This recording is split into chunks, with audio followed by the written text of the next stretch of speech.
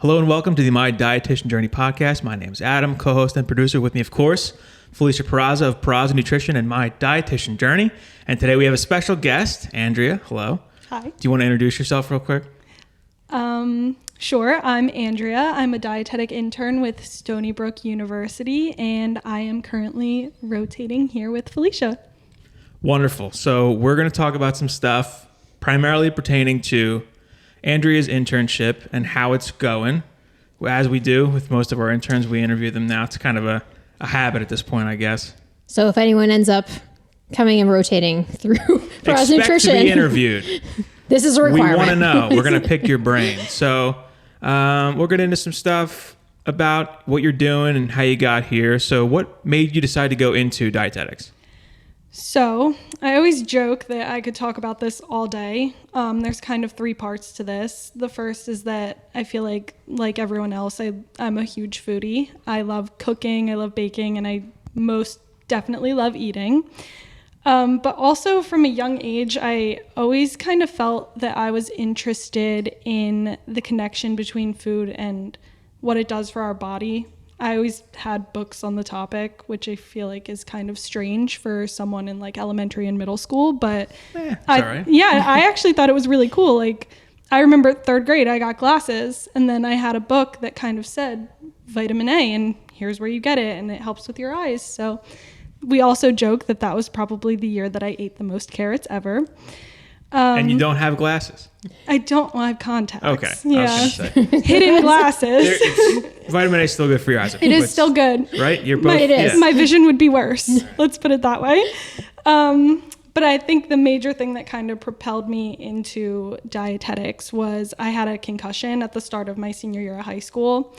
And it was bad, to put it in simple terms. It was kind of just debilitating. I can count on probably both my hands how many times I went to school my senior year.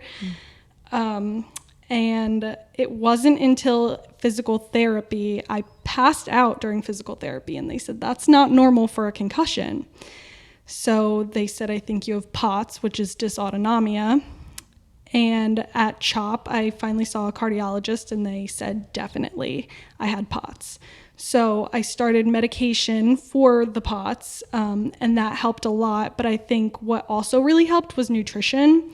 So I started making kind of my own connections that maybe if I didn't eat as much refined carbohydrates and I was kind of eating more fruits and vegetables, my brain fog was better and different things. So with POTS, it's about managing the symptoms and not treating the actual POTS itself. So I found that nutrition helped me manage a lot of the symptoms that medication kind of couldn't. So knowing how influential nutrition was on my own journey, I was like, this just makes sense for me. And I was a business major at the time. I was a freshman in college and I switched majors then and the rest is history. And now I'm in dietetics and I'm here in my internship.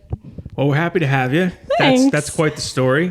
POTS, P-O-T-S. Yes. And that stands for It's postural orthostatic tachycardia syndrome. Okay.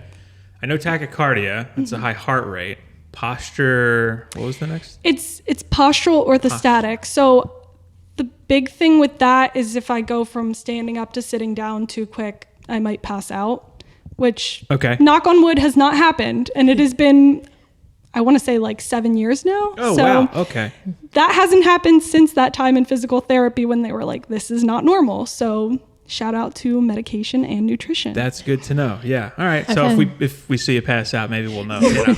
I've actually had a few students, not clients or patients, but a few students who have had POTS. And that was like my first experience with it was from being in education, not just as a dietitian and someone coming to me. So it's interesting because it's like you said, there's a dietary component of it. And was there anything that they recommended or talked to you about with like sodium content in fluids too? Yeah, that was major, was really upping the salt and the fluids, which I admit I'm not amazing at. I'm a salt eater anyway, so I think that's part of it. But that's the biggest thing that they tell you is upping the salt and upping the water, but also just healthier eating in general, which they didn't really talk to me about, was another big thing that I noticed. Tends to be the case for a lot of people with conditions where they say eat healthy, but then kind of that's where it ends. That's about it. Yeah. Then they send you on your way. And they're like, it's like with doctors, and sometimes they'll say to patients, like, watch your sugars. And they're like, I don't put sugar in my coffee. And it's like, that's not, but they're not giving them that education. And that's where a referral to a dietitian would be really helpful. Yeah. So currently are you in your undergrad still, or you're after undergrad now? After undergrad, I'm doing my internship. So okay. Yeah. Some next year into it. Some programs do it at the same time, and yours is doing it, and yours is like hers, where it was afterwards. They've changed a lot of how you get.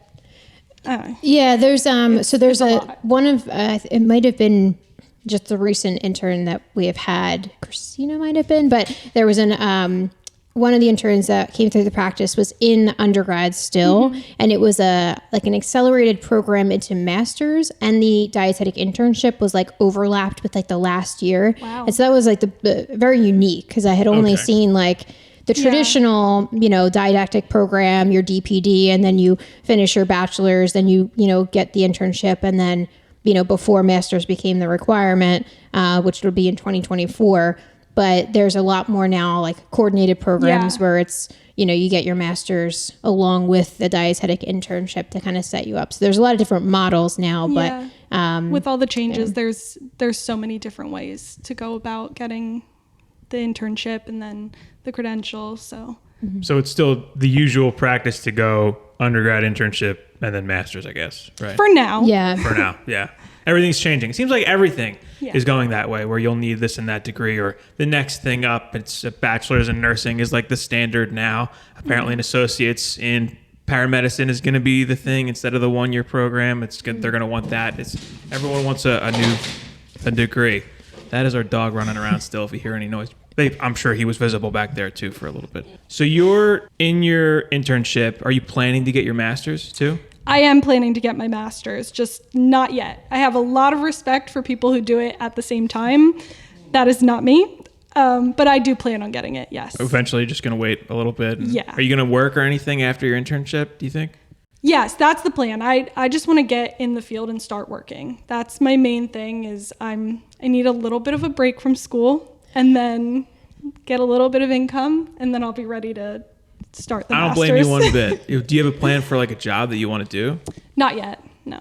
I feel like I'm about halfway through my internship now, but I still want to see everything else before I can kind of decide exactly what I want to do.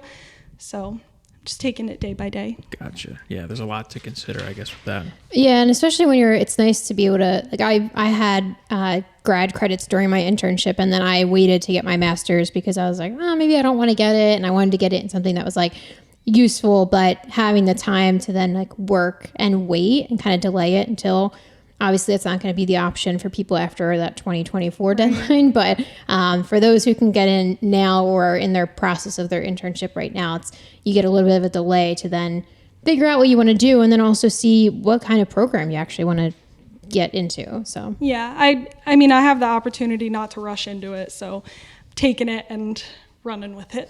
Yeah, whatever works, right? Do you have any particular interests within the field? Like, are you looking at inpatient, or do you want to do private practice? Well, so private practice has always been an interest, so I'm excited that I'm here and rotating and getting this experience. But inpatient, I haven't done my rotation yet, so I don't want to say definitely that I do want to do it or that I don't want to do it. I really enjoyed the diabetes outpatient center that I rotated at, and I wasn't expecting to, so that could be something that stands out for me. I also haven't had school food service yet, and that's always been an interest, so working with kids could be fun, right? That could be fun, yeah. So I don't want to say for sure that I want to do this or I want to do that yet. I feel like I have to try everything before I decide. That makes sense. And obviously you don't have to decide anytime soon. Right. Well, and that's the beauty of the internship, is just getting to try everything. Yeah, you get a little piece of everything. Yeah, exactly. You mentioned diabetes. That and kidney disease, I guess, are like the safest bets in terms of specialty, because Medicare is the only thing they cover right now. And if we ever go to a single payer, system in the United States for private practice, at least. Having diabetes and kidney disease as a specialty is probably going to be a pretty big deal. Yeah, and even with both of those conditions, it's like most people come to me and they're like, I want to lose weight, but they also have diabetes, or they also have heart disease, or they have high cholesterol. So those things, I feel like they're going to be there, and they're just going to be more prevalent. So it's, being able to have at least a working knowledge in that will fare well in really any kind of job that you end up in. Yeah. So before you got into your internship, what kind of experience did you have going in?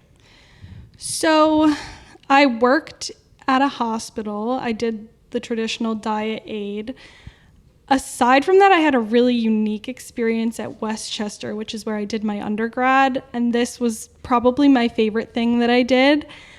I did the RAM Chef program, which was run by Dr. Subak. So the RAM Chefs are young adults that have developmental disabilities, might it be Down syndrome or autism, and they're actually learning to cook during the week at the RAM Chef program on campus in the kitchen.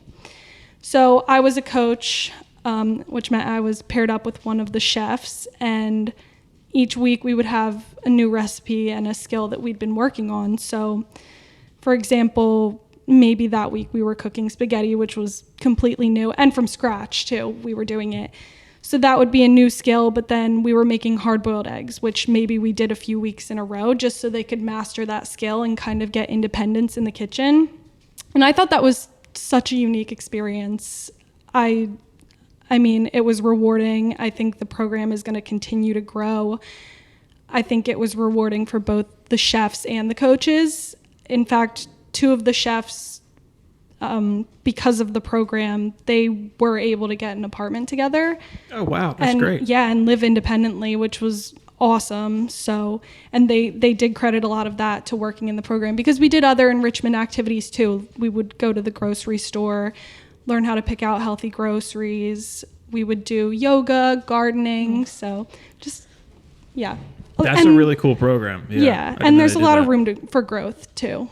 So it's so much exposure to a lot of different elements. It's like the aspect of being able to be in like a class setting and teaching someone a skill, and then like working with them, and then also with people who might have, like you said, autism, and so different backgrounds or different things that might impact them. So like all of those areas, it's like that's a really unique opportunity to be able to really get into. So yeah, definitely. And I remember when they were kind of starting the program, it was almost like I was pushed to do it, like I was compelled to do it, because it wasn't something that I would normally step out and be like, yeah, this is something I want to do, but it just really stood out to me, and I'm so glad that I did it. It was one of those things where it was like, I kind of want to do it, but I'm going to push myself, and I can't imagine having done it any differently. It was my favorite, hands down, part of undergrad. That probably gave you a lot to talk about too, in like your not the cover letter, but the letter for your internship too, and like the application and everything. I mean, absolutely. That kind of experience, we talked about like getting experience before on the podcast, and it's, having those kinds of unique opportunities, because the diet aid, that's obviously a really good one in terms of like clinical, and there's a lot there, but being able to have those kinds of like really unique opportunities to really talk on, I think that makes you stand out as an applicant for sure. 100%. You had a different set of experiences going in. Did you want to talk about yours at all? Yeah, I mean, I was a food nutrition aide as well at a hospital. And then I also shadowed a dietitian when I was in my undergrad, and I did it was called like Weight Matters, and it was like a 8-week program.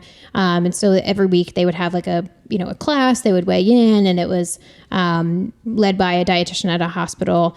So that was really unique. And then I also did just like volunteer stuff like through the Student Dietetic Association and things like that. But then I worked at a nonprofit, YMCA, and was able to do like nutrition stuff in there. So I kind of hit on like the community aspect, and then the clinical, which is something that they really want, is you to have a variety of experiences, even if it's not all paid opportunities. Like having the paid and the unpaid is completely fine, but the variety of those experiences is definitely really key. Yeah, for sure. Sounds like varieties, like, well, that's going to go with just about anything too. And in a job interview, you're going to be able to talk about that stuff. Right. So you're in an on-site program at Stony Brook, right? Yes. Can you talk about the program you're in a little bit? Yeah, so I'm in Stony Brook's onsite. The program has an emphasis in clinical nutrition therapy. So they really focus on kind of that inpatient rotation. That's our longest rotation that we have. It's 11 weeks. And then they focus on outpatient too, which was another great rotation there.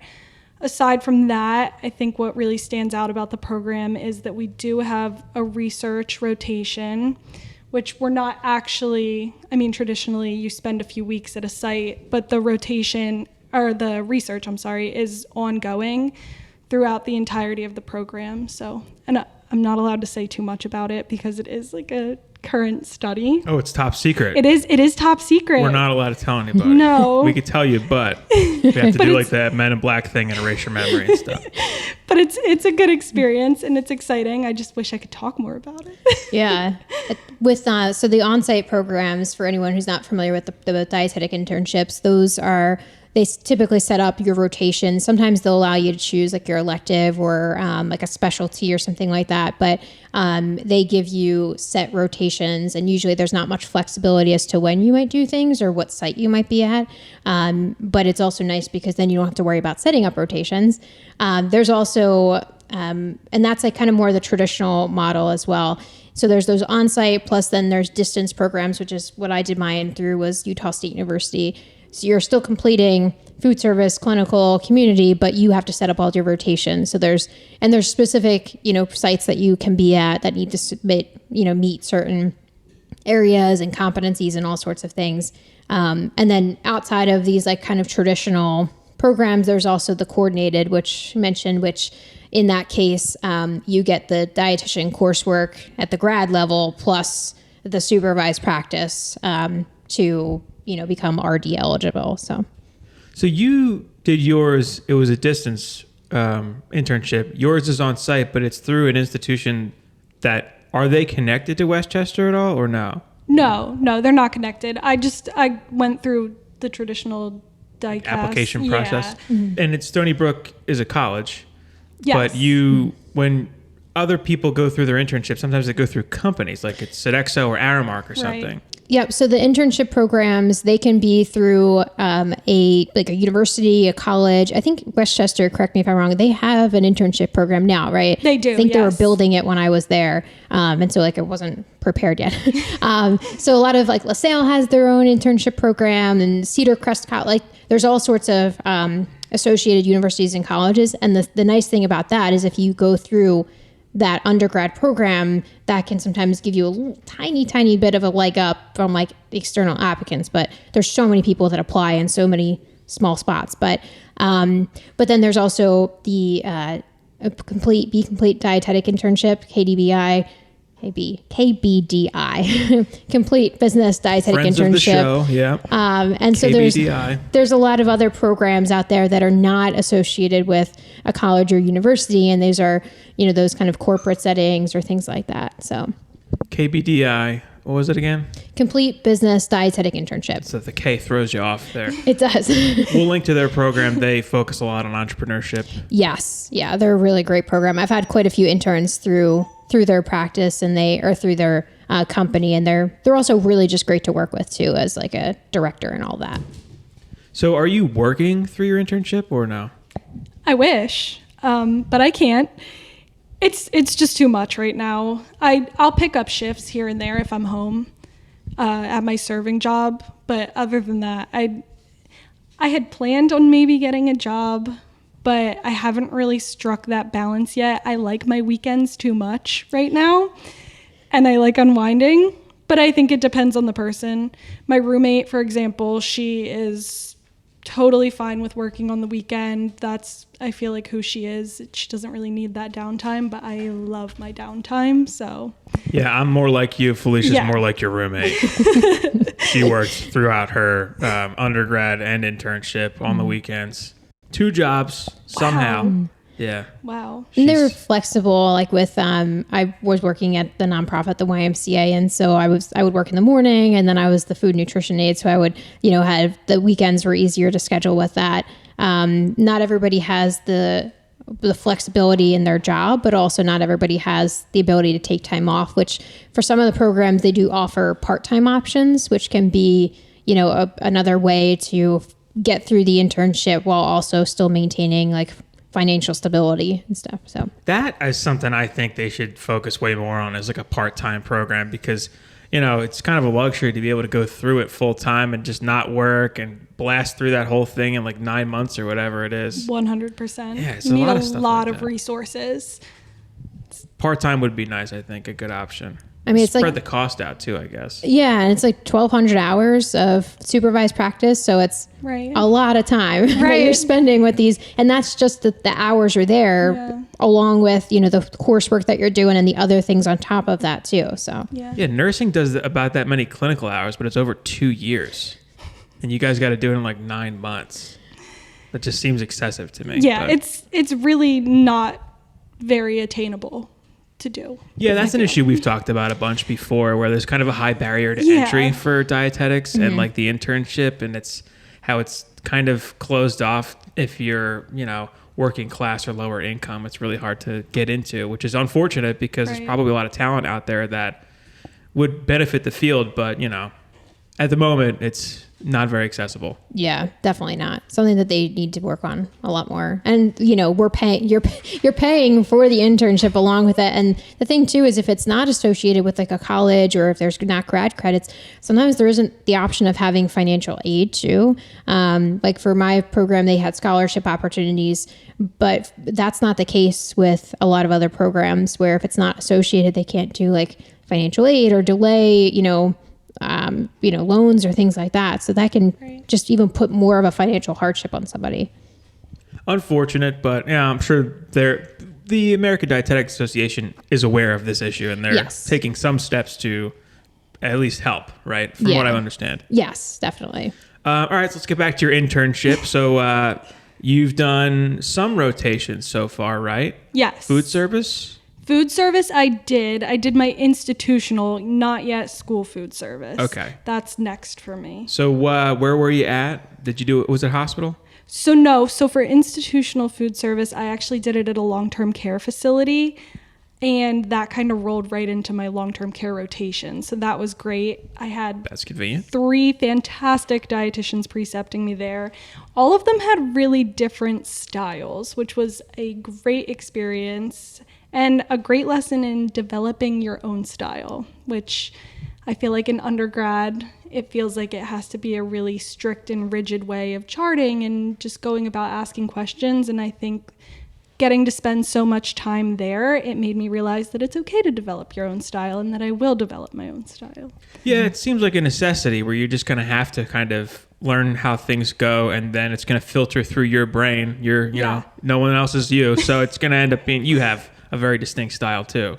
Yeah. And that's something that would draw clients to you, patients to you. And sometimes it's, people don't vibe with your style, but that's totally fine. That's why it's great to have diversity in the field. So you find patients and people that can really enjoy working with you and get the most out of it.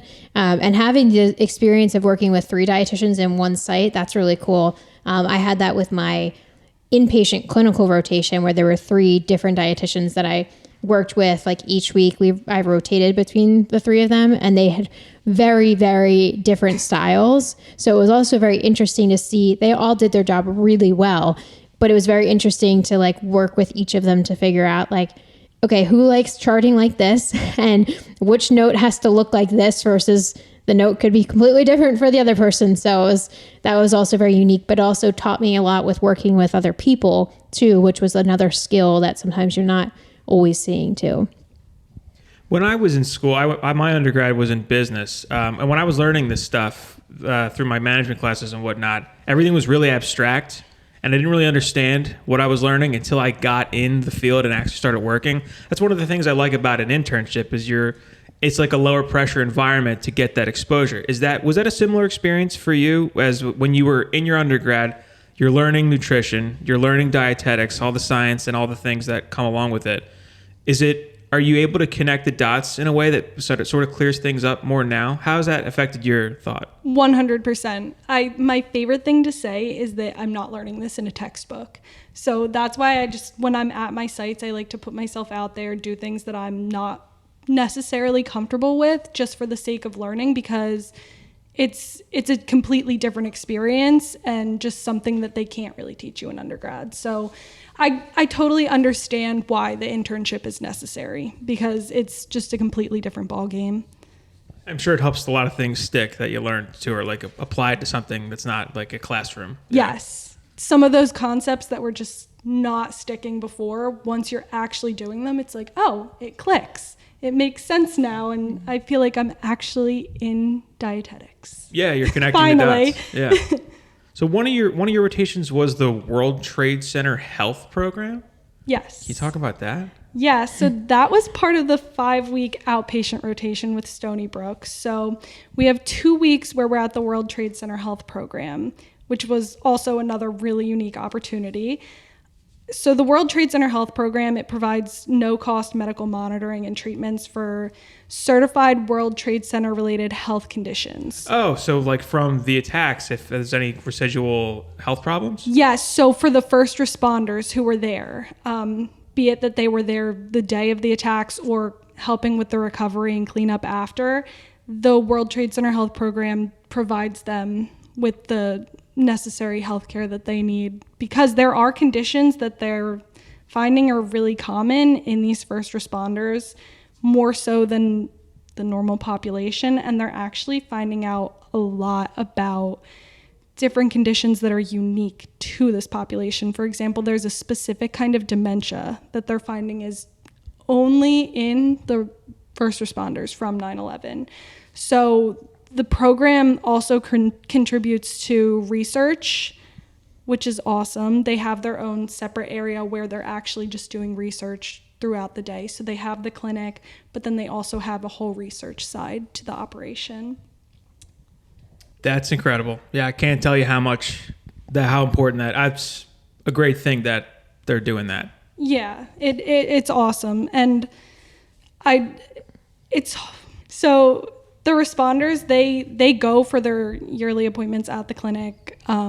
We get a list, we flag them for nutrition related concerns, and then at the clinic we use a Tanita body composition scale when they come in, and then we'll give them handouts, we offer them nutrition counseling. And what I find is that they're really motivated. They are so motivated and so interested in preventive health and what they can do to kind of make changes and kind of avoid these conditions that they're finding. So that's why it's so important, is that not only is it no cost to them when they served at the 9/11 sites, but then also the other side of that is that they want to make these changes. Like, these are things that they are super interested in doing, and I just think it's all around great. Yeah, those first responders they deserve all of the care they can possibly get. 100%. For what they did. That's great. I didn't know that program existed. I didn't know what World Trade Center. I read that in the notes. I was like, what does that mean? That's it. When we were talking about like rotations and everything that Andrea's done so far, and you had mentioned the World Trade Center program, I was like, we need to talk about that, because it's so unique. But also, I didn't even think about the fact that, like you said, with those first responders, that there's unique conditions that are affecting them. And then it's also being able to have that like hub that they can go to, that they're doing also research in to help these individuals. And it's also, it sounds like it's very rewarding in that they're motivated. I think that also, helps with any population that you work with. When someone's motivated, it's like a totally different kind of an appointment. 100%. So that's really awesome. And the thing about it too is that I feel like more people still are finding out about it. Like, even some of the responders, I'm not exactly sure how they find out about it, how they find out they have these services available to them. But it's actually funny. We had a tree fall on our house right before Christmas. This is totally unrelated. Well, it's related, but one of the guys working in the tree service was telling us, we were just making casual conversation. He said he was one of the first responders on 9/11. And I said, I'm in an internship. I was working at the World Trade Center Health Program, and he had no idea what it was. So it's just, I feel like there's just so many more people that the program could reach, and it already reaches so many people. So it's a great resource that I just wish more people knew about. That's crazy. As far as I'm concerned, any of those first responders who responded that day are saints and need to be taken care of for the rest of their lives. Exactly. Mm-hmm. Yeah. And we'll there's a link that we'll provide about the program too. They have a specific page in the CDC that we'll share too.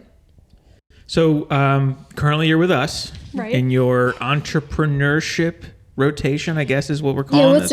What's this one called for you? Is it your elective or? It's my elective. Okay. Yeah. So it's always different. Right. And I mean, it is entrepreneurship, but I'm going in as private practice is kind of the umbrella term for what I'm doing here. So it's an elective in that you could just choose whatever you wanted, I guess? Yeah. Or, okay. And just curious, what other options were there for the elective portion? It's a really good question. I mean, I was kind of laser focused in on wanting to do this from the start, so it wasn't really much of a question, but I think there was also the opportunity to work at food banks. I want to say you can do a dialysis center. I'm not sure post-COVID if they're letting people do that.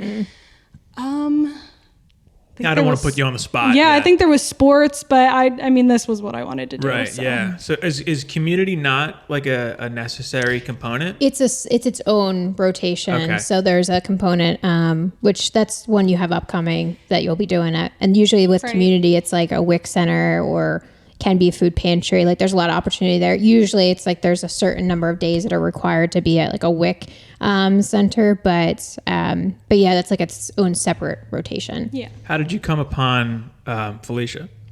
Yeah, so it's actually another funny story, kind of dealing with COVID. I'm really good with, I think, remembering names when I see them.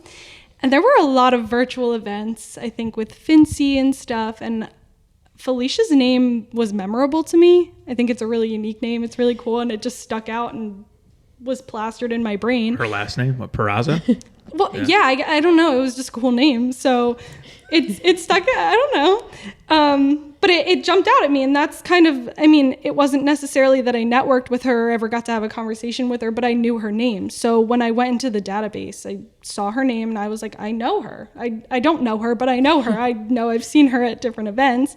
So I kind of went on her page, checked it out, and was like, this would be a really, really cool place to do my private practice. And thankfully, she let me do it. And the cherry on top is that I live around the corner.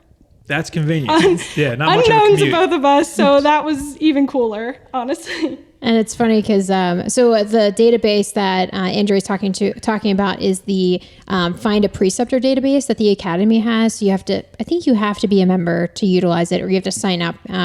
But preceptors can list that they are taking interns and for what kind of rotation. So that could be a good place to start if you're looking for either an elective rotation or you have a distance program where you need to like set up your own sites. And, being able to come on site, and especially because you do live close, that, you can come for virtual plus, on-site days, and it gives flexibility to like making changes to the schedule. Whereas a lot of times when I have interns that are like 100% virtual, they still have a really great experience, but you get a little bit more behind the scenes with being able to like sit in on appointments and like actually watch and listen to a session that I'm going through. So that can really be obviously a really good experience for someone that's looking to do private practice, but also just counseling in general. Cool. So you've got some other rotations coming up. Yes. What's next on the docket for you after this? So school food service is next, which again, I'm super excited about because that's always been an interest of mine. That is a 3-week rotation. So that'll involve an in-service for the food service staff is one of the requirements, but it also involves me assisting in managing financial resources, assisting in the management of human resources, and helping out kind of with procurement and food distribution procedures. So that's going to be a lot to learn, and I'm excited about it. And then after that, I'll have my clinical rotation, which will be 11 weeks. That involves a CQI project, another in-service to nutrition staff. CQI? Continuous Quality Improvement Project.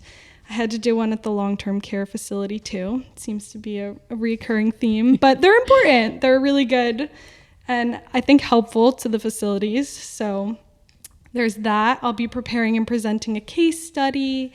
I feel like these are all pretty standard things that happen for rotations. Yeah, and so with clinical food service, there's specific competencies that have to be met through the Ascend Dietetic Internship program that you make sure that, so they can be done in many different ways, but there's clear cut competencies that every intern, no matter what program they're at, would need to meet. So I also did a case study. I did mine on C. diff in hospital settings and probiotics in the management of C. diff. And then I also, with food service, it's funny, I did mine at a school district, and actually the school district that we are next to. Pensbury, right? Pensbury, yeah. Weird, yeah. And I was at their grade school and their middle school, and then I went to the high school the one day, but I also had to do like an in-service so we did like a lunch and learn and like a bag lunch kind of thing. And then there's all sorts of things so there's a lot of unique opportunities when you're at different sites, but there will be kind of consistency of having like a case study and needing to go on rounds, you need to do presentations and all that kind of stuff. So, and I guess you get into the food service management side of it a little bit at some point. Like you talked about procurement. I'm guessing that's you and a walk-in with a clipboard, like doing an order or something, right? Yeah, I guess so. Yeah. So with food service, you needed to know everything from like ordering to the production to like food waste and like how much to like large scale orders versus small. Like I had to price out like, I don't know, a freezer. It's like, I'm never going to use this. Yeah, that's the business side of that. That was my bread and butter that's what I got out of school and started doing. Wouldn't recommend it. It wasn't my cup of tea. I only did it for a few years, but it's actually, I worked for Sodexo, and some of the dietitians were also food service managers, and it's a way to go. I mean, you can climb the ladder if you want to be that person who's like a GM, a general manager of a big hospital of food and nutrition. That's GM/dietitians, one of the options. They climb all the way up to the top. As some VPs are dietitians, and you're making like big money, but you got to be like the suit, and you're going to the meetings and doing all that. I don't know if that's something you'd be interested in or not. I maybe tried one it. day. Yeah, it's something you can do. It's a way to go up the ladder. You worked with dietitians where they were part of when you were with ShopRite, and they were at corporate. They were corporate. Yep, corporate. Their ShopRite's corporate is called Wakefern, and so there was 3 at the time. Now I think they've expanded. And even when I was at my inpatient clinical, they had a clinical nutrition manager who managed food service and the dietitians, and they had the inpatient where they had like ICU and all that, critical care, but then they also had an outpatient program, and they did home visits too. So she was like in charge of all of that piece of it. And then with food service, it's interesting because I was at a school and the dietitian was housed in the same area as the food service manager was. And they were talking about a dual role at one point with the two of them, but it was funny. They very closely worked together. And then I think one of the school districts, and it might be one of the ones that you we were talking about before, but with the school districts, a lot of the ones around here, I've noticed they have a dietitian food service manager role. So for me, when I was in college, I liked knowing the routes upward, and it's like, all right, what jobs have like the fat 6-figure salary, and how do I get those? I don't know. I like looking at that too. Yeah, just knowing those routes exist even is nice. That way, if you want to go for it, you can. Do we go through all of her rotations? Yeah, I think that's everything, because we mentioned WIC, so you have a public health rotation that you're going to do, and you said WIC, food pantry, and then you mentioned like a rooftop garden opportunity too. Yeah, Stony Brook has a rooftop garden, so as a part of the public health rotation, we can work there, and that's kind of the community side, like we were talking about. So it's not, they don't really call it a community rotation, but I think that it's interchangeable. Touches on it, I guess. Yeah, right? Public health, community. Any advice for future or current dietetic interns? I have a few pieces of advice. So let's hear it. I feel like number 1 is review info pertaining to your rotation before you get there, because you want that base kind of refresher so that when you're there, you can focus on learning. That's kind of like what we were talking about before, is where you have the undergrad and you're pulling from the textbook. And then when you're actually in the internship and you're getting that experience, you just want to be able to immerse yourself completely in the experience. So that might require brushing up a little. So I recommend that. That's a good piece of advice, especially because when you're in your undergrad, you're just like flooded with so much information. Yes. And like, I remember for me, my food service management was an accelerated course. It was like food service management 1 and 2, and then medical nutrition therapy 1 and 2. And then it's like, okay, I'm done.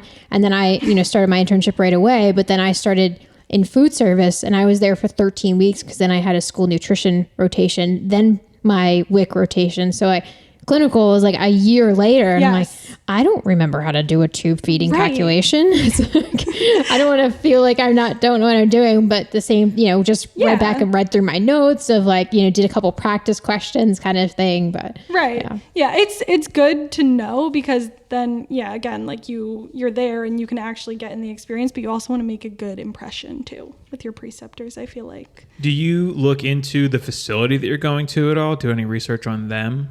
I mean, I'll like stalk their website. Yeah, I think that's probably appropriate, right? That's normal, right? No, it's totally normal. One of the things that they tell you when you're going for a job, one of the things that's talked about is like research the company. Yeah. And learn their mission statement, and well, if you talk to an old person, they'll be like, find out what year they were founded and like all that stuff. Like they want you to know, like anyone cares, but at least getting a baseline understanding of the company is probably a good idea. Right. Yeah. Especially and I'll say this from the perspective of like the elective private practice entrepreneurship, like that is something I kind of like screen for when someone reaches out to me, that they've actually looked at my website. Right. So one, they know it's, not a clinical site, because I get those requests sometimes. And then two, that they know that, I have a private practice, but it's, a lot of emphasis in like plant nutrition, and like that's the, forward facing. And so that's like a huge part of, I want people to have done a little bit of research and not just like blasted, 15 people without at least doing a little bit of digging as to why, the practice would be, an area that they wanted to go into. So, yeah. Sorry, I think we interrupted. I don't want to throw you off your groove of where you were. So no, it's totally fine. This is good. So I just a little more advice. Do things out of your comfort zone. That's my next piece of advice. So kind of pulling an example of me pulling myself out of the comfort zone. At my long-term care rotation, they offered me to go on wound rounds, which is not something that everyone is jumping at the opportunity to do, especially me. But I did it, and I'm grateful that I did it. I didn't pass out, which is number one. And that's good. It only made me stronger, both as a dietetic intern and a person. So always stepping up and getting out of your comfort zone, I feel like. Can you talk about what you did for that a little bit, if you don't mind? I believe me, I was not doing any dirty work or anything like that. It was really just standing in the room and watching it happen and literally trying not to pass out. So like, what were you observing, I guess? So a lot of sticking a ruler down into the wound, measuring it, seeing if it's gotten better, seeing if it's gotten worse. And that's not great for people who are squeamish. Wow, yeah, that's pretty extreme. That's not what I thought you were going to say, jamming a ruler and about 4 inches, Bob. Yeah, that's crazy. Yeah, it's a lot. And then also saw some toes that were about to fall off. So... Wow. Yeah. Yeah. You need a stomach for that. Yes. And it was the day before Thanksgiving. So can imagine had a lot on your mind going into dinner, right? Yeah. Was there a lot of like pressure ulcers that you saw it was a long-term care? Yes. So is it okay? Yeah. It wasn't so much that. It was more of like the really deeper wounds. I don't know if I didn't stay for the whole wound rounds just because it would have been forever, but maybe they made it so that I could really only see the worst ones. They knew I was coming, so I think they wanted to kind of impress me. So let's try to make her pass out. What's the most extreme? What's and the it's happened. One? They had me. They gave me 3 different masks to put on, and they were like, "You don't want to smell it." So I didn't ask questions about what that could possibly mean because I knew I didn't want to smell it. You don't want to smell it. I don't know what I didn't want to smell, but I did not want to smell it. So. When that's the starting statement. Right. Yeah, that's a weird opener to what you're about to do. Here, you don't want to smell this. 100%. So, but again, not that I'm framing this as a piece of advice to do it, and I'm not really making it sound appealing, but do it. Yeah. If you're offered these things, do it. Exposure is gonna help you broaden your horizons. And then I feel like that kind of leads into my third piece of advice, which is take time for self-care. After being on maybe wound rounds, you might need to take a break, and that's okay. Recharge, recoup. Yeah, cut time out for yourself at night, on the weekends. Don't feel like you have to just keep piling things on yourself, because the internship's hard. So you want to advocate for yourself and make time for self-care. Yeah, I feel, so how old are you, if you don't mind me asking? I'm 24. Okay, so I guess that's Gen Z, right? Yes. I don't know if we... I think so, yeah. It is. What I find with young people today, and I interact with, and I sound like I'm 500 years old, I'm 35, but I interact regularly with people in their late teens, early 20s through a volunteer fire department. So I find that there's like this hustle culture where it's like rise and grind and like all that. It's really corny to me, but it's also like, relax a little bit, don't go nuts. Don't burn yourself out when you're 19 or whatever, 25. And that doesn't seem to be, which is weird because millennials grew up and Gen X grew up where it was like work-life balance. And then before that with boomers and the traditional generation or the silent generation, it was like, live to work was like the attitude. So it's kind of like this weird cyclical thing happening where it's going back into live to work now with this like hustle culture, entrepreneurship. Everyone's an entrepreneur. Right. And it's bizarre for someone like me who when I was coming up, it was like work-life balance. You want to work to live, not live to work. So it's good that you say that. Right. And I'm glad to hear that someone your age, it sounds like so old, but it's good to emphasize that, especially in the environment you're in right now. Yes, 100%. I don't know if it's just because the environment I'm in, but I was going to say, I feel like Gen Z is really big on work-life balance. But they are? Okay. Maybe, I don't know. I spend too much time online.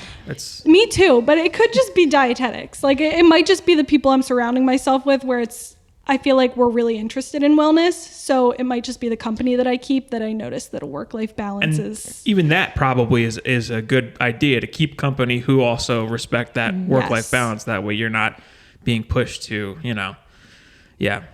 And I think there's a lot more of a push on the fact of a lot more emphasis on mental health and mental wellness too, which I think is part of that.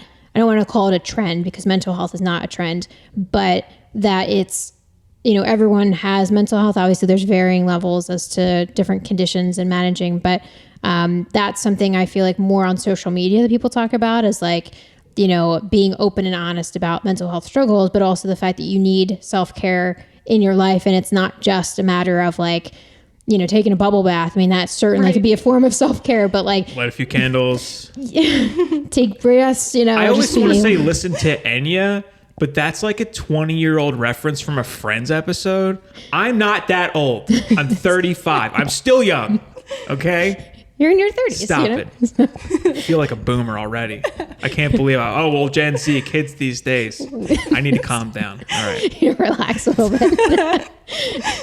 But that's really important. And you mentioned advocating, like making sure that you advocate for yourself, especially in the rotations, because, some preceptors can be really, really awesome and in tune with that, but also letting them know, like, if the workload's too much, if you have questions about something, because one, they can't read your mind, and two, they might be used to their current way of managing things. And there's so much going on in your brain of like, this is new. I don't know what I'm doing. I don't remember what I'm doing. I know what I'm doing, but I'm not sure if it's the right thing. You're like second guessing yourself and everything. So there's so much going on. And then there's this pace, So even I like check in with myself where I'm like, okay, I just want to make sure, like, do you have any questions about this and that? Because sometimes I just kind of blow through things. I'm just doing my day to day and not realizing sometimes that someone on the other end is like, this is so totally new to me that I don't know where you went from A to F right now. So being able to advocate for yourself is really crucial too. Yeah, 100%. What else we got? What do you think? Just like in general, especially from a preceptor perspective, as coming with questions, I think is really important, and any concerns. If you're in a rotation where your preceptor does not set up like weekly meetings with you, like we're talking about preceptors, but sometimes when you're with a preceptor, you're not with them specifically all day long. So like Andrea's with me virtually and like I'm the person she's interacting with, but sometimes you're shuffled off to other people and you might not be with your specific preceptor on a day-to-day basis. So if you can check in with them, if not daily, weekly, get a meeting on the calendar with them just so you make sure you have that touch point. So you make sure all of your rotation stuff is met in terms of competencies and it's not adding more stress to your already stressful life. And then also being organized is also really key. Sometimes you'll run into preceptors that you're working with that are very organized. And then sometimes you'll have a preceptor who is like, okay, just tell me what we need to do.